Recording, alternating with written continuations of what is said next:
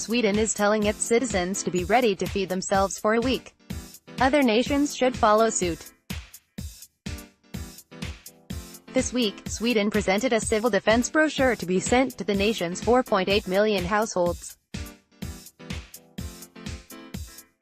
If the crisis or war comes, the 20-page brochure provides practical instructions, ranging from the signals that will sound in case of a national emergency, how to detect disinformation, how to get on without access to heating, fuel, the internet, medications, or public transport. It also explains to Swedes how to plan for food disruptions, and issues this sobering directive: every able-bodied resident will be expected to fend for him or herself for 7 days. Stockholm is blazing a trail that other governments should follow. To an extent that we don't sufficiently discuss, the developed world is extremely dependent on long food supply chains that are vulnerable to disruptions. So let's talk about food. The U.S. imports a staggering 95% of coffee, cocoa, fish, and shellfish. Half of all fresh fruit and fruit juices consumed in the U.S. are likewise imported. Food import rates are similar around the developed world. The UK, for example, imports 50% of its food. Our food is transported via increasingly long and complex supply chains that often involve ships. At any given time there are some 100,000 ships at sea transporting food and other commodities, notes British geographer Sir Nigel Thrift, a former vice-chancellor of the University of Warwick. Most of the ships pass through a small number of choke points, which are very easy to attack. Disruptions would quickly leave many of U.S. hungry. Cutting off international and national food supply chains is, in fact, the easiest way to bring U.S. to our knees. Our adversaries might seek to interdict naval choke points such as the Straits of Gibraltar and Hormuz, disrupt the delivery hubs that feed major cities, or hack supermarkets' logistics networks. The British grocery giant Tesco, for example, tracks its products using no less than 100 million data points. That's challenging enough, but today most retailers operate on a just-in-time system that reduces stocks but requires constant deliveries. That makes the U.S. even more vulnerable. In case of an emergency, the apples from Chile, beef from Brazil, and milk from Austria won't arrive in time, or at all. This spring, KFC suffered a humiliating mishap in the UK, when its supplier failed to deliver chicken. While bird-loving Britons were able to find nourishment elsewhere, the episode hints at the possibilities for disruption across the food supply chain. Subscribe, receive daily email updates. Subscribe to the Defense One Daily. Be the first to receive updates. So what happens in case of a crisis? According to a February report from the Swedish University of Agricultural Sciences, a country like Sweden would be unable to switch to more homegrown food. It's too dependent on imports of fuel and fertilizer. During the Cold War, governments maintained impressive strategic food reserves. Among other necessities, the Swedish government stored some 6,000 tons of coffee. Today it no longer maintains food supplies for the general population, and as noted, retailers have only small reserves. The threats to global food supplies are not news. Lloyd's Insurance noted in a 2013 report that the Gulf Cooperation Council had begun investing in strategic food reserves for fear of terrorist attempts to contaminate food supplies. In Europe and North America, there has so far been less reason to worry about our daily bread. But with adversaries using an ever wider range of methods against U.S. A 2018 U.S.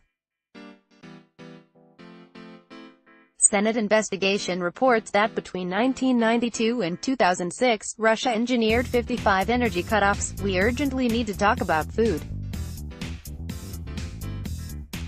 As Sir Nigel points out, people talk about the consequences of the internet being attacked, but we can live without the internet. We can't live without food. Sweden is taking the lead, and not just through its crisis or war brochure.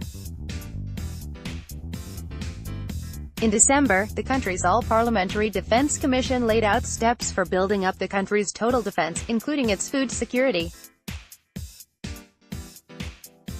Sweden imports 50% of its food products, but we also eat too much, says Tommy Akesson, the Commission's permanent secretary. In a crisis situation, we need to talk about calories. We can eat less than we do today, but that has to be communicated to people without causing fear, adds General Sir Richard Barrons, the former commander of Britain's Joint Forces Command. Just in time seriously harms resilience. Either the government needs to hold stocks, or it needs to pay supermarkets to do so, or it has to oblige citizens to stock food at home. Indeed, in its December report, the Swedish Defence Commission also recommends that the government rebuild its strategic food reserves, aiming to provide for a 3-month disruption. The Commission also recommends that citizens be taught to keep supplies of their own. San Francisco has for years been operating a similar model, informing its residents about how to survive for 3 days in case of an earthquake. And even if no adversary ever strikes, we should plan for food disruptions caused, for example, by a pandemic. Military action is just one issue, says Sir Nigel. Supply chains could suddenly be halted by food or plant disease, or by Mother Nature, who is becoming an increasingly fierce adversary. As residents of the Swedish city of Gävle discovered during a crippling snowstorm several years ago, milk supplies quickly dried up, and soon there were hardly any other staples left on the shelves either. There are several straightforward ways in which we could lessen the blow of a food crisis. The Swedish brochure advises citizens to store robust staples such as potatoes, eggs, pasta, canned beans and meat, coffee, and non-perishable fruit juices. We should also waste less food. 1/3 of today's production goes to waste. Lloyd suggests extending the shelf life of foodstuffs. Camilla Eriksson, the researcher at the Swedish University of Agricultural Sciences who investigated a potential switch to national food production, suggests that increasing the use of biodiesel and organic fertilizer would reduce our vulnerability to disruptions of imports, and would benefit the environment as well. Buying more locally grown food would also help. Locally sourced groceries and organic fertilizer do, of course, mean higher prices for consumers, but the growing localism movement could thus also increase national resilience. Indeed, food is a rare area where the objectives of environmental activists and defense planners converge. But rather worryingly, there's no audit of where, exactly, our food comes from. Mapping our national and international supply chains would help us to at least identify our vulnerabilities. The residents of Gävle discovered that living 100 or even 50 miles from a farm or supermarket is of no use if the roads are blocked.